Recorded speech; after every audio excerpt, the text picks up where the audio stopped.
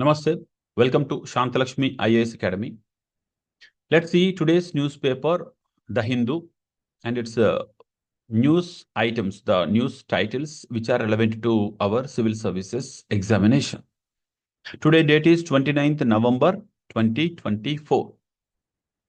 So, first of all, let's see the headlines which are important for our exam. The first one, you see Rajya Sabha Chairman Dhankan raps MPs. Do we have to read it? No, we don't need to read it completely. In the Hindu news, also we have divisions like there is we can divide the newspaper items into three groups, three categories. First group means first అంటే high quality news items ఏంటంటే ఖచ్చితంగా ఎగ్జామ్లో వస్తాయి అనుకునేవి. The second stage they are indirectly important. The third stage మూడవ రకమైన third kind of news ఏంటంటే అవి ఇండైరెక్ట్గా కూడా రావు, కానీ ఒక చిన్న అబ్జర్వేషన్, అది డేటా లాగో లేక ఇంకేదో చిన్న అబ్జర్వేషన్ లాగా మాత్రం ఉపయోగపడతాయి. వాటి వరకు మనం చదవచ్చు. సో ఇక్కడ మన టైంని కరెక్ట్గా మెయింటైన్ చేస్తే first priority can be given to the direct connecting news headlines. So ఇక్కడ ఇక ముందు మనం ఈ న్యూస్ పేపర్ అనాలిసిస్లో ఏబిసి అనుకుందాం. ఏ గ్రేడ్ న్యూస్ అంటే పక్కాగా మనకి డైరెక్ట్గా ఎగ్జామ్లో వస్తాయి, కనెక్ట్ అవుతాయి అనుకునేవి ఏ గ్రేడ్. ఇండైరెక్ట్గా కనెక్ట్ అవుతాయి అనుకునేవి బి గ్రేడ్ అనుకుందాం, బి. తర్వాత సి. ఓకే, చలో. సో ఇది మనకు బి గ్రేడ్. ఓకేనా, బి గ్రేడ్ అంటే ఏదో నెగిటివ్ అనుకోవద్దు. బి గ్రేడ్ అంటే మనకు ఇండైరెక్ట్గా ఉపయోగపడుతుంది ఈ న్యూస్, డైరెక్ట్గా కాదు. So next one, India won't back use of plastic alternatives. So ఇది డైరెక్ట్గా వచ్చే ఛాన్స్ ఉంటుంది ఎన్విరాన్మెంటల్ ఇష్యూస్లో, కాబట్టి ఇట్స్ ఏ గ్రేడ్ న్యూస్. అంటే డైరెక్ట్గా వస్తుంది అన్నప్పుడు అది ఖచ్చితంగా చదవాల్సిందే. Then Hasina seeks release of ISKCON leader. ఇది మనకు బి.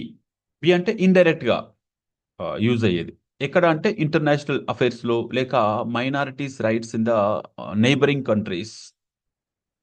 తర్వాత are new schemes ahead of polls the right move. ఇది మనకు ఏ గ్రేడ్ అండి. ఏ గ్రేడ్ న్యూస్ అంటే పక్కాగా డైరెక్ట్ క్వశ్చన్ వస్తుంది. ఏమని వస్తుంది? ఎలక్షన్స్కి ముందు గవర్నమెంట్ స్కీమ్స్ ఏవైతే వస్తాయో తీసుకొస్తుందో అది ఖచ్చితంగా ఎలక్షన్స్లో వాటి యొక్క ఫలితాలు ఇస్తుంది, ఎలక్షన్స్లో రిజల్ట్స్ ఇస్తుంది. కాబట్టి వాటిని ఇవ్వచ్చా ఇవ్వకూడదా? మోడల్ కోడ్ ఆఫ్ కండక్ట్ అనేది స్టార్ట్ అయితే ఎలక్షన్స్కి ఆ టైంలో ఎటువంటి స్కీమ్స్ అమలు జరగవు. కానీ దానికి ముందు కూడా ఒక 3 నెలల ముందు కూడా చాలా అద్భుతమైన ప్రోగ్రామ్స్ రిలీజ్ చేసి వాటి స్కీమ్స్ ఫండ్స్ అన్ని రిలీజ్ చేస్తే కూడా గవర్నమెంట్ ఎవరైతే అధికారంలో ఉంటారో ఆ పార్టీకి ఖచ్చితంగా బెనిఫిట్ ఉంటుందిగా. సో ప్రభుత్వం ఇచ్చే సహాయంతో కూడా ఓట్లు కొట్టేయచ్చు కదా. కాబట్టి దీన్ని ఖచ్చితంగా మనకు క్వశ్చన్ వచ్చే ఛాన్స్ ఉంటుంది. అది హామీలు ఇవ్వడం వేరు, ఇక డైరెక్ట్గా ఇంప్లిమెంట్ చేస్తారు వీళ్ళు. ఎలక్షన్లో గెలిస్తే హామీ ఇస్తారు, ఏదో ఫ్రీబీసు ఉచితంగా పథకాలు ఇస్తారు, ఇది వేరు. ఇది ఎలక్షన్స్కి ముందే గవర్నమెంట్ ఎవరైతే అధికారం ఉంటుందో ఆ పార్టీ ప్రజలకి ఇచ్చేస్తుంది డైరెక్ట్గా. మొన్న మనం చూసాం ఎలక్షన్స్లో రైతు బంధు డబ్బులన్నీ మీకు అకౌంట్లో పడతాయి అనగానే వెంటనే అందరూ కూడా ఆ పార్టీ సైడు మొగ్గే అవకాశం ఉండే. దాన్ని ఎప్పుడైతే ఆపేశారో కాస్త రిజల్ట్స్ మారిపోయాయి కదా. కాబట్టి ఇది చాలా చాలా important issue we have to discuss. Then sports news you don't need to read. Next you see the other headlines. మహారాష్ట్రలో గవర్నమెంట్ ఇంకా ప్రాపర్గా వాళ్ళు ఎవరు సీఎం, ఎవరు ఏ మినిస్ట్రీ తీసుకోవాలనేది ఆ మహాయుతి ఎవరైతే ఉన్నారో కూటమి వాళ్ళు డిసైడ్ కాలేదు ఇంకా. It's going on, the negotiations are going on. So we don't need to read that in the middle. తర్వాత why Israel prime minister accepted a ceasefire with Hezbollah. ఇది మనకు ఈ న్యూస్ అనేది న్యూస్ అనాలిసిస్ కింద లోపల ఉంది, అది తర్వాత చదువుదాం. It's important, we have to understand the stand of Netanyahu, right. So remaining all కూడా మనకి news tidbits you can see and go ahead. You don't need to spend time more on that. And ఇక్కడ హేమంత్ సోరెన్ ఆయన CM, Jharkhand సీఎంగా ప్రమాణ స్వీకారం చేయడం, ఇదంతా కూడా మనకు పెద్దగా అవసరం లేదు, జస్ట్ హెడ్లైన్ చదివి వెళ్ళిపోవచ్చు. Doctors booked after baby born with severe birth defects. This is medical నెగ్లిజెన్సా, అదేంటి? దీన్ని కూడా ఇది చెప్పాలంటే C grade news. C grade news అంటే డైరెక్ట్గా క్వశ్చన్ రాదు, కానీ ఇండైరెక్ట్గా వస్తుంది. ఇండైరెక్ట్గా కూడా కాకుండా ఇంకా ఒక రెఫరెన్స్ లాగా మనకు ఉపయోగపడుతుంది. సో కాబట్టి ఇలాంటివి మనం అందులో ఉన్న ఏదన్నా ట్విస్ట్ లాంటిది ఉంటే, ఇందులో ఏదైనా మనకు కనెక్ట్ అయ్యే పాయింట్ దొరికితే మాత్రమే చదవాలి, లేదంటే అవసరం లేదు. ఇందులో పాయింట్ ఏంటి? మనకు negligence in the government services అనేది మనకి ఇక్కడ పాయింట్ అండి. డాక్టర్ల నిర్లక్ష్యం తోటి ఒక బేబీ కడుపులో ఉన్నప్పుడు అనేక అబ్నార్మాలిటీస్ ఉన్నాయి, అయినా వీళ్ళు కనిపెట్టలేదు, కనిపెట్టినా చెప్పలేదు. సో అది ఏం జరిగిందో మనకు ప్రాపర్గా తెలియదు. ఈ న్యూస్ పేపర్లో వచ్చిన దాన్ని బట్టి అయితే ఏమంటారండి? ఎవరైనా ఒప్పుకుంటారా? లేదు లేదు, మేము మా నెగ్లిజెన్స్ ఏం లేదని డాక్టర్లు అంటారు. మరి నెగ్లిజెన్స్ ఏం లేకపోతే అన్ని స్కానింగ్లు తీసాక కడుపులో ఉన్న బేబీ అబ్నార్మాలిటీస్ తెలియకుండా ఎలా ఉంటుంది? ఇది పెద్ద క్వశ్చన్. కాబట్టి గవర్నమెంట్ సర్వీసెస్లో నెగ్లిజెన్స్ పైన మనకు క్వశ్చన్ వస్తే ఇది ఒక ఎగ్జాంపుల్గా రాయడానికి ఉపయోగపడుతుంది. So I hope we're understanding the news in different dimensions. In the beginning, we started just only identifying the news items which are relevant to our exam. Now we are dividing the news into 3 categories so that we can easily understand where to focus more, where to focus less, and where to we have to just collect the news for reference purpose. కొన్ని news items మనకు డీప్గా చదవాల్సి ఉంటాయి, కొన్ని news items just అందులో ఉన్న క్రక్స్ని తెలుసుకొని వదిలేయచ్చు. కొన్ని news items crux కూడా అవసరం లేదు, ఆ చిన్న పాయింట్ ఉంటుంది, అది మనకు యూజ్ అవుద్దా లేదా చూసుకొని వెళ్ళిపోవచ్చు, ఎగ్జాంపుల్గా వాడుకోవడానికి ఉపయోగపడతాయి, అంతవరకే. సో కాబట్టి ఈ 3 రకాల న్యూస్లని మీరు కనుక డివైడ్ చేసుకొని చూస్తే మీకు టైం చాలా సేవ్ అవుద్ది. With in 1 hour you can easily finish the Hindu newspaper. అయితే దీన్ని చెప్పడానికి నేను ఎక్కువ టైం తీసుకుంటున్నాను అనుకోవచ్చు, కానీ దాన్ని చెప్పడానికి తప్పదు. ఇప్పుడు మీకు చాలా విషయాలు ఎక్స్ప్లెయిన్ చేస్తున్నాను కాబట్టి ఇట్ టేక్స్ టైం. అదర్వైజ్ మీకు విత్ ఇన్ 1 మినిట్లో ఈ హెడ్లైన్స్ చెప్పేసి వదిలేయచ్చు నేను. కానీ నేను ఎలా తీసుకుంటున్నాను, ఎందుకు ఆ న్యూస్ని ఇంపార్టెంట్ అంటున్నానో కూడా మీకు తెలియాలి. Okay, so states page we don't need to read, as you know. Yeah, these all are yes, local issues, state level news. You don't need to read unless it has great impact on the nation or international level. So next, nearly 1,000 trees to be uprooted as part of East Coast road widening. This is an example where you can use in our environmental issues, the conflict between development versus environment. The concept is important. Development versus environment. Okay. డెవలప్మెంట్కి అంతే కదా, road widening అంటే development, మరి environment అంటే ట్రీస్ని cut చేయడం, right? So చదవాల్సిందే. Judicial commission to look into details of Munambam dispute అంట. ఓకే, సో ఇలాంటివి ఏమైనా వచ్చినప్పుడు జస్ట్ వాటిని చూసి వెళ్ళిపోండి, న్యూస్ని ఇన్డెప్త్గా మనం చదవాల్సిన అవసరం లేదు, unless there is a proper. ఇది పెద్ద న్యూస్ ఏది ఉంటే ఫ్రంట్ పేజ్కి వస్తుంది తర్వాత, will see that later. Remaining news items are local news are small news. లోకల్వి, స్మాల్వి పెద్దగా మనం చదవాల్సిన అవసరం లేదు, పాలిటిక్స్ అయితే అసలే చదవాల్సిన అవసరం లేదు. So no proposal for law to make judges file property returns. యాక్చువల్గా మనకు రైట్ టు ఇన్ఫర్మేషన్ ప్రకారంగా అధికారులు లేక ఉన్నత స్థాయిలో ఉన్న న్యాయమూర్తులు లేక మంత్రులు వీళ్ళ యొక్క ఆస్తులను అడగొచ్చా, లేక వాళ్ళే ఖచ్చితంగా గవర్నమెంట్కి తెలియజేయాల్సిన రూల్ ఉందా, ఉంటే అది ఫాలో అవుతున్నారా, అయితే అది ఎంతవరకు రిలవెంట్ అంటే అవసరమా, వాళ్ళు ఖచ్చితంగా వాళ్ళ యొక్క ఆస్తులను ప్రభుత్వానికి తెలియజేయాలా, చేస్తే లాజిక్ ఏంటి, ఎందుకు చేయాలి, రైట్? వీటిపైన మనము చదవచ్చు. ఇది మనకు బి గ్రేడ్, డైరెక్ట్గా రాకపోయినా ఇండైరెక్ట్గా యూజ్ అవుద్ది. Not only judges but also civil servants, government సర్వీస్లో ఉన్న వాళ్ళందరి యొక్క ఆస్తులు కూడా తెలియాలి, ఎందుకంటే వాళ్ళ ఆస్తులు ఎలా పెరిగాయో కూడా తెలియాలి.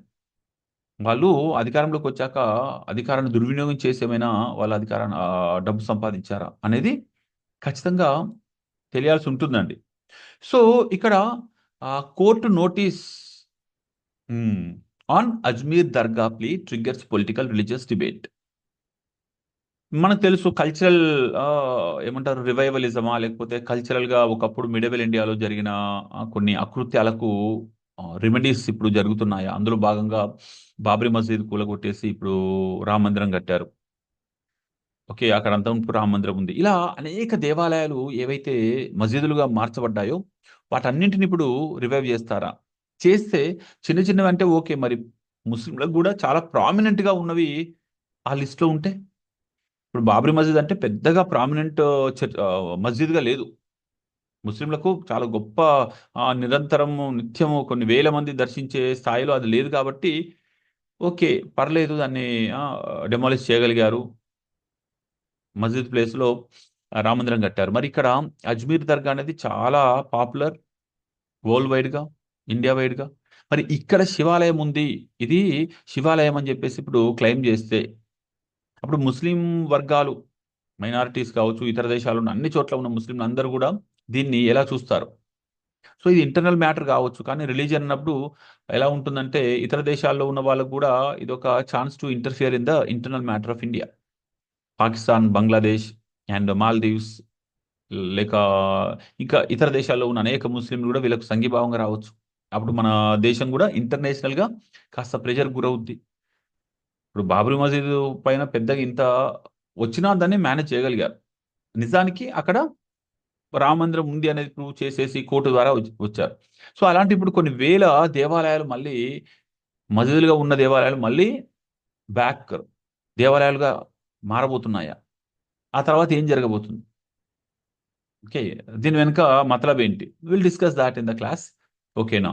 సో మనకి ఎంతవరకు అవసరం అంటే as a civil services aspirant we have to be neutral.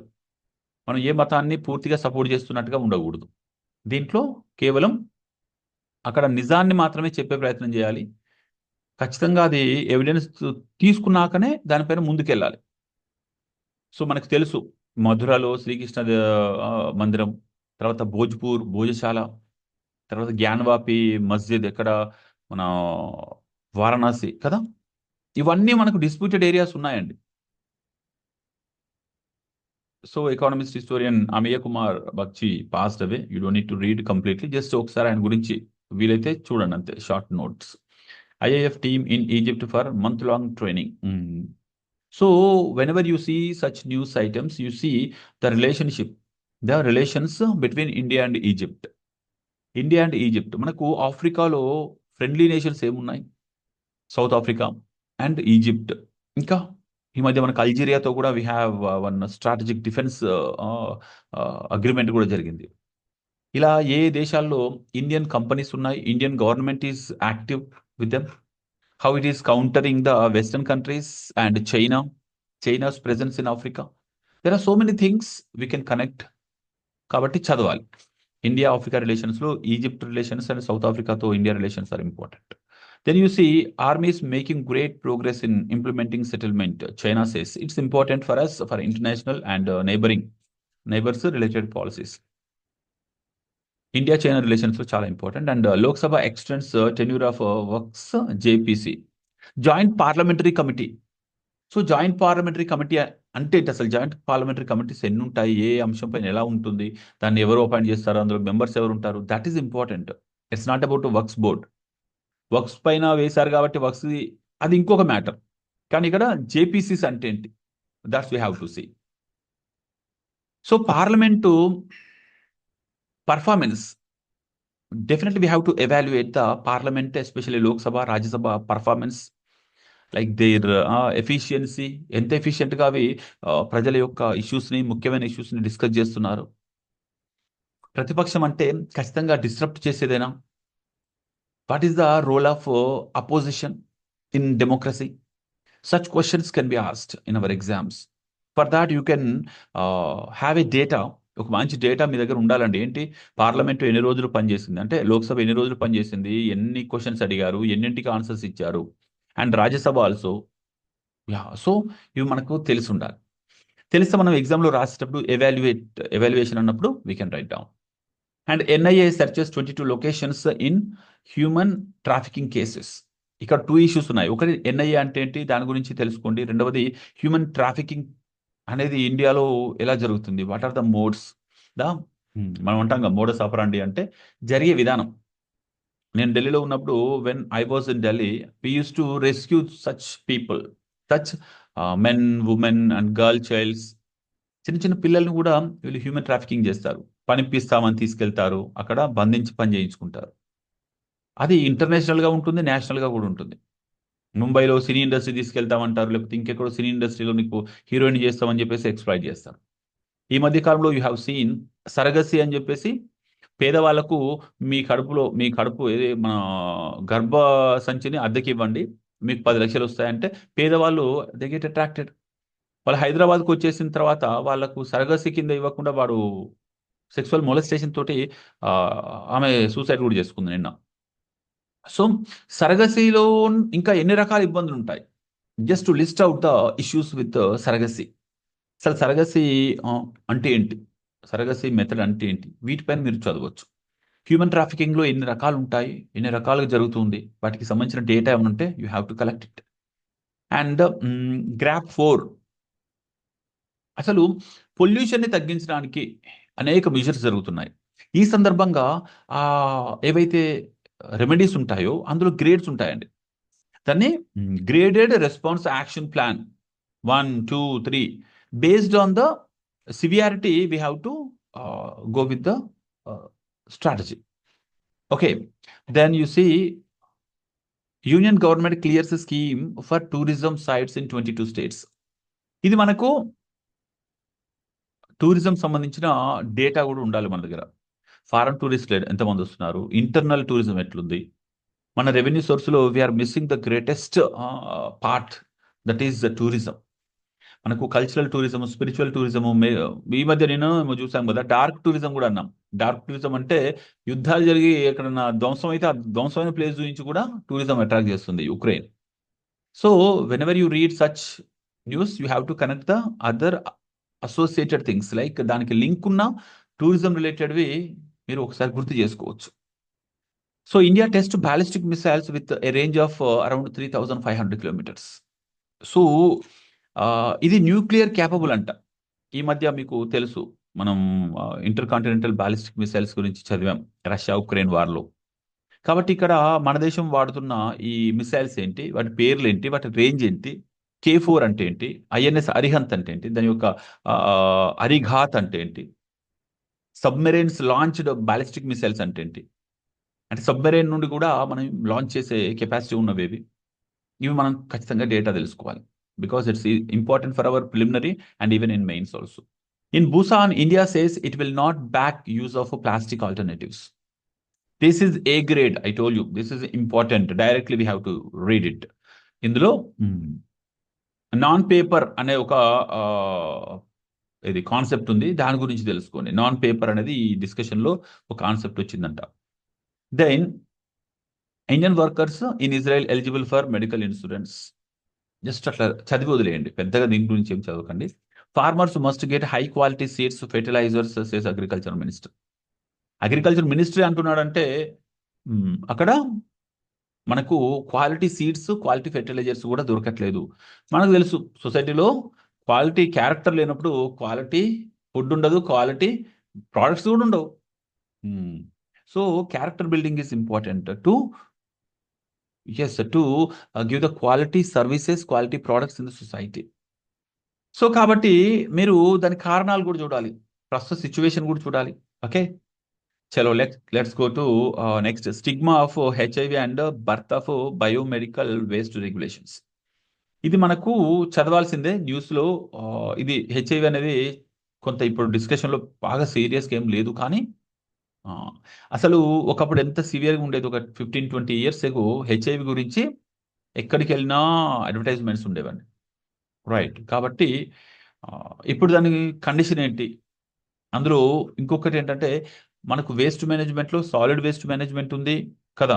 With in solid waste మేనేజ్మెంట్లో మళ్ళీ మనకు మెడికల్ మెడికల్ వేస్టేజ్ పైన ఖచ్చితంగా మనకు సపరేట్ క్వశ్చన్ రావచ్చు. ఎలక్ట్రానిక్ వేస్టేజ్ పైన సపరేట్ క్వశ్చన్ రావచ్చు.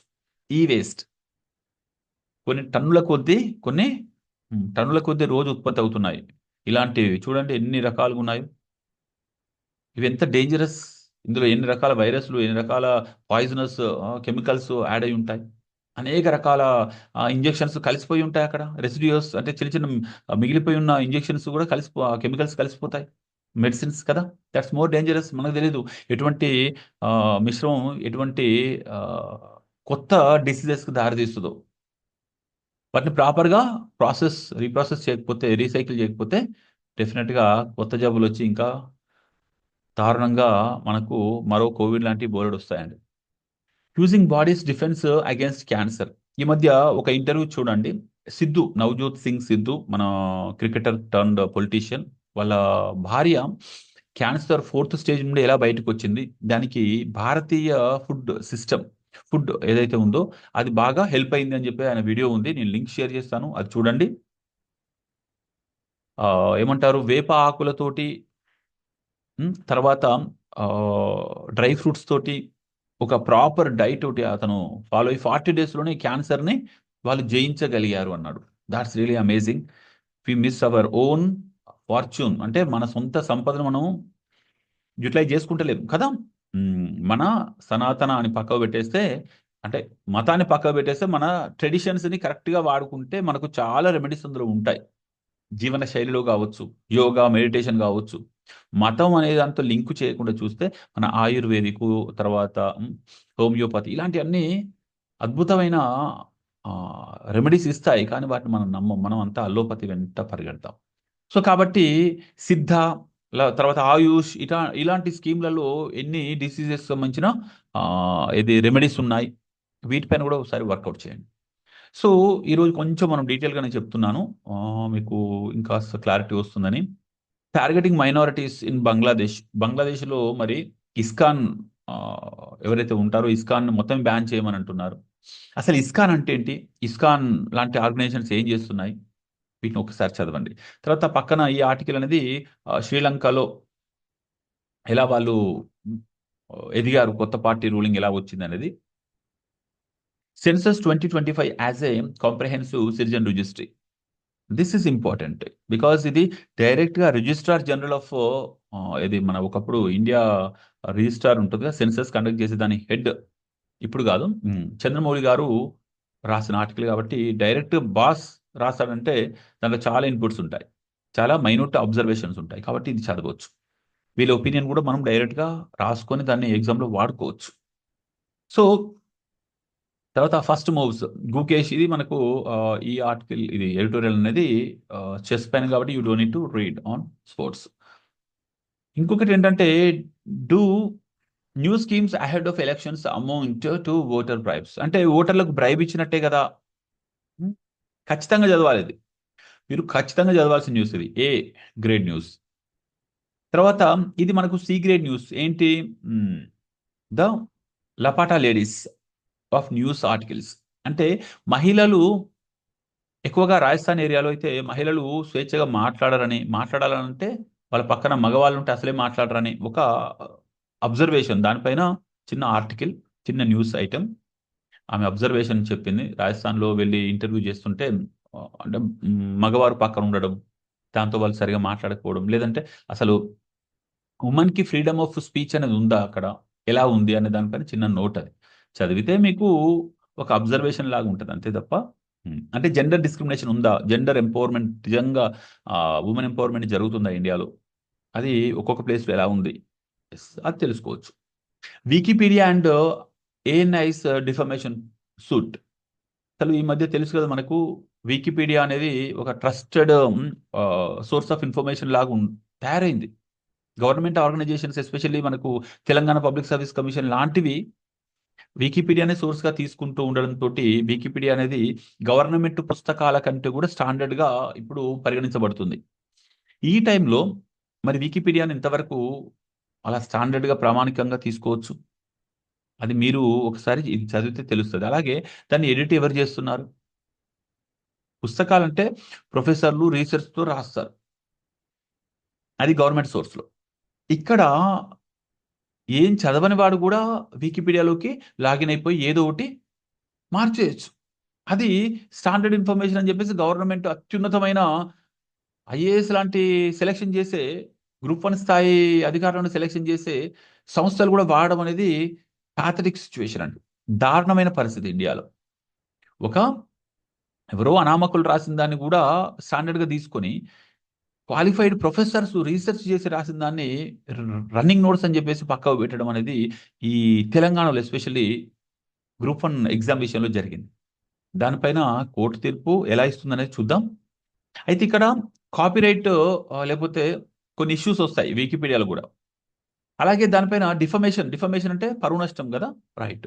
ఇది ఎలా దీంతో లింక్ అయి ఉంది, ఇది చదవండి. ఇది మీకు ఏ గ్రేడ్ న్యూసే, ఇదేం బి కూడా కాదు, ఇండైరెక్ట్ కూడా కాదు, డైరెక్టే రావచ్చు.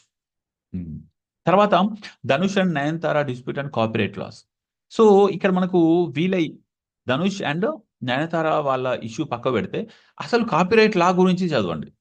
ఇందులో ఉన్న ఇష్యూ ఒకటే చిన్నది, కానీ అసలు కాపీరైట్స్ ఏ రంగాల్లో ఉన్నాయి. మనకు ఆర్టిఫిషియల్ ఇంటెలిజెన్స్ వచ్చాక కాపీరైట్స్ పైన ఇంకా కొత్త చర్చ స్టార్ట్ అయింది. ఇప్పుడు నేను రాసే నాదే అని చెప్పుకుంటా. నేను రాసేది ఏం చేస్తాను, ఏఐ ఆర్టిఫిషియల్ ఇంటెలిజెన్స్ యొక్క సహాయం తీసుకొని రాశాను అనుకోండి, దానికి ఓనర్ ఎవరు? దానికి నేను కాదు, కంప్యూటర్ కూడా కదా. మరి కంప్యూటర్కు ఒక ఐడెంటిటీ ఉందా కాపీరైట్ ఇవ్వడానికి? సో దానికి ఎలా? ఈ మధ్య ఏఐ టెక్నాలజీతో పాటలు పాడుతున్నాయి, అవే పాటలు రాస్తున్నాయి. మరి దానికి ఓనర్ ఎవరు? కాపీరైట్ ఎలా డిసైడ్ చేస్తారు? ఇది ఇంకొంచెం మేజర్ ఇష్యూ. మనకి ఇక్కడ ఇచ్చింది ఈ న్యూస్ అనేది చిన్న టిప్ ఆఫ్ ద ఐస్బర్గ్. తర్వాత హాలీవుడ్ హర్రర్, ఓకే, ఇదంతా మనకు చలో ముందుకెళ్దాం. We don't need to read. And business related, you don't need to read about the private entities, private business profits and losses. But whenever like Adani or like Tatas or Ambanis, the biggest business firms or business companies, corporates, their presence is across the world. కాబట్టి ఇండియాకు అవి represent చేస్తూ ఉంటాయి. మనం అనుకుంటాం private company ఎక్కడో పోయి business చేస్తే మనకేంది, లేదు, అవి భారతదేశానికి రిప్రజెంట్ చేస్తూ ఉంటాయి. కాబట్టి వాటిపైన ఏదైనా అలిగేషన్స్ వస్తే డెఫినెట్గా మన ఇండియన్ రెప్యుటేషన్ కూడా పోతుంది. కాబట్టి అలాంటి టైంలో చదవాలి. Otherwise you don't need to read private corporates news, right. Then Competition Commission of India has ordered an investigation into Google following an allegation of anti-competitive conduct. మనకు తెలుసు, ఐ థింక్ లాస్ట్ ఇయర్ నుండి కూడా ఇది డిస్కషన్లో ఉందండి. ఏంటి అంటే Google అనేది గూగుల్ ఖచ్చితంగా కొన్నింటిని ప్రీ ఇన్స్టాల్ చేసి మరి ఫోన్లలో ఇస్తుంది. అది ఫోన్లతో అగ్రిమెంట్ చేసుకొని. సో ఈ విధంగా ప్రీ ఇన్స్టాల్ చేయడము, లేకపోతే మాకు అవసరం లేని కూడా ఖచ్చితంగా మీరు ఇన్స్టాల్ చేసుకోండి అని చెప్పేసి ఉంచడము, డిలీట్ చేయడానికి ఆప్షన్ లేకుండా పెట్టడం గూగుల్ సర్వీసెస్ని. సో ఇది కాంపిటీషన్ కమిషన్ ఆఫ్ ఇండియా రూల్స్కి against.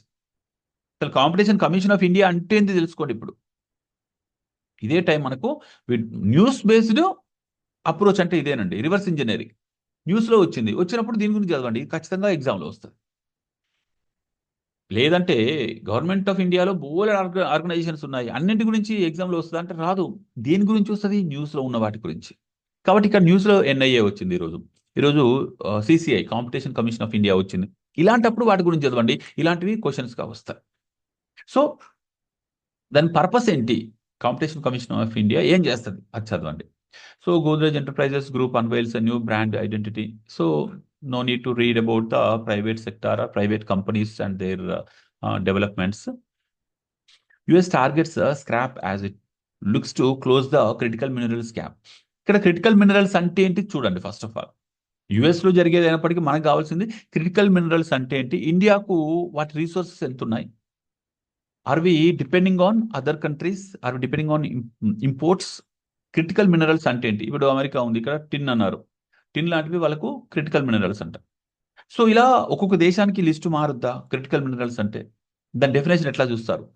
That's we have to know. Remaining all international affairs which are not directly connecting to India.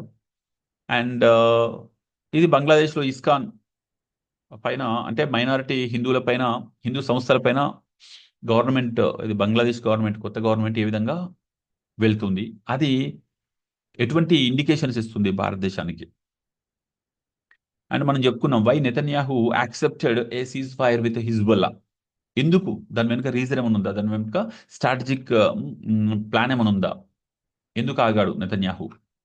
That's we have to read the news analysis part. So పాకిస్తాన్లో మీకు తెలుసు Imran Khan release కోసం ఉద్యమం జరుగుతుంది. దాంట్లో చాలా మంది చనిపోయారు కూడా. తర్వాత యుఎన్సేస్ COP16 biodiversity talks to restart in February. ఇంకా ఈ చర్చలు జరుగుతూనే ఉన్నాయి. మనకు తెలుసు COP16లో జరిగిన ఒక బయోడైవర్సిటీ కూడా కంటిన్యూ అవుతుందంట. Then we don't need to read the other news items which are internal matters of various other countries. To see sports news we don't need to read. Yeah. So ఈ రోజు కొంచెం న్యూస్ని కాస్త డీటెయిల్గా చెప్పే ప్రయత్నం చేశాను. కానీ ఇక్కడ మీరు గుర్తుంచుకోండి, ABC గ్రేడ్ లాగా మీరు కనుక డివైడ్ చేసుకుంటే మీరు ఫస్టే టిక్ చేసుకోండి. అది కూడా స్పీడ్గా పెట్టుకోవాలి టైం. మనం రిలాక్స్డ్గా పేపర్ చదువుతున్నాం అనుకోండి, మీకు ఇదే కాదు ఏ సబ్జెక్ట్ చదివినా కాస్త కాన్షియస్గా స్పీడ్గానే మైండ్ను పెట్టుకొని చదవండి. లేదంటే మనకు మైండ్కున్న కెపాసిటీ, స్పీడ్గా అర్థం చేసుకునే కెపాసిటీ ఉన్నా కానీ చాలా రిలాక్స్డ్గా చదివామనుకోండి, ఒక రోజులో మనం చేయాల్సిన టాస్క్లు ఫినిష్ చేయాల్సినవి తగ్గుతాయి. నిజానికి మనకున్న కెపాసిటీకి చాలా విషయాలు చదవచ్చు. సో ఆ రియల్ పొటెన్షియల్, ఆ ఫుల్ కెపాసిటీని మనం వాడుకోవాలి. అందుకు ఖచ్చితంగా న్యూస్ పేపర్ని టార్గెట్ 1 అవర్ పెట్టుకోండి. దానికి ఫస్ట్ 5 మినిట్స్లో ఈ ABC గ్రేడ్లో టిక్ చేసుకోండి. ABC. ముందు నేనేం చెప్పాను ఫస్ట్లో, మొదట్లో ఏది ఏ సబ్జెక్ట్ కిందకి వస్తుందో ఐడెంటిఫై చేయమన్నాను. ఫర్ ఎగ్జాంపుల్ ఒక న్యూస్ ఐటెం రాయగానే పక్కన చదవగానే పక్కన IR, ఇంటర్నల్ సెక్యూరిటీ, లేకపోతే పాలిటీ, గవర్నెన్స్ ఇలా రాయమని చెప్పాను ఫస్ట్లో. ఇప్పుడు ఏం చేస్తారంటే ABC. ఏ న్యూస్ ఐటెం చూడగానే దాని పక్కన A అని రాయండి అంటే ఖచ్చితంగా చదవాలి. B అని రాయండి, అది జస్ట్ ఒకసారి ఫాస్ట్గా అట్లా చూసుకుంటూ వెళ్ళిపోవచ్చు. C అంటే అందులో మనకు కనెక్షన్ ఏమవుతుంది, మన సిలబస్లో మన క్వశ్చన్ ఏ విధంగా రాబోతుంది, మీరే మైండ్లో క్వశ్చన్ చేసుకుని వెళ్ళిపోండి. You don't need to read even. ఓకేనా? సో మళ్ళీ రేపు రేపటి న్యూస్ పేపర్తో కలుద్దాం.